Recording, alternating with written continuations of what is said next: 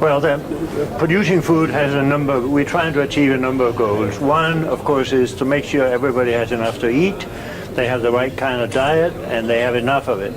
But it's also a matter of generating income for farmers and to keep food prices at a reasonable level so that the food is affordable to consumers.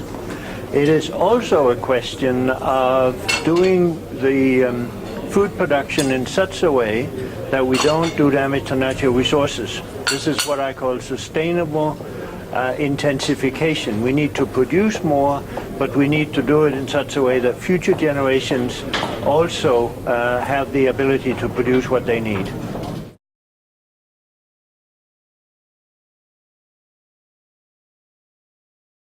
What I would like to see is what I call full costing, which means that the damage that is done to natural resources in the production process be paid for by the entity that does the damage. So if the farmer is producing in an unsustainable way, the cost of the damage done should be added to the production costs so that the consumer will pay the full cost, which would include the cost of the damage done to natural resources. And those revenues would then be spent on repairing the damage done to natural resources. That's how we get sustainability. That is an ethical question, and it's an economic question. We cannot leave this earth with a productive capacity that's less than what we received. And remember, we'll be 9 billion people by 2050. They should eat well.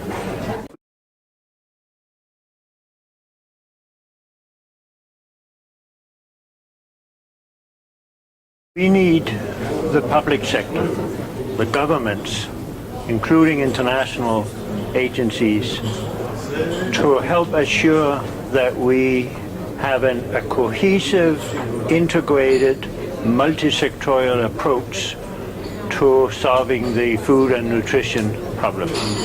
We have to move away from operating in silos where you have an agriculture silo and you have a health silo and you have a natural resource silo, but they don't communicate. We need to bring all of these sectors, if you like, sectors or silos together. And the only entity that can do that is a public sector entity. You cannot ask a private sector to do that. You can ask the private sector to implement that once the public sector has given the right incentives and the right regulations. But it is a public sector question. As long as we have ministers of health that don't talk to ministers of agriculture, who don't talk to the ministers of natural resources, we are not going to solve the problems. Just take this situation to a household, a low-income family. That's not the way they operate. They solve their problems by pulling together whatever they need to do so. You're not going to tell the child, I'm not going to give you clean drinking water, but I am going to give you food. I'm not going to improve sanitation, but I am going to do something else. That's not how mothers operate, and that is not how government should operate either.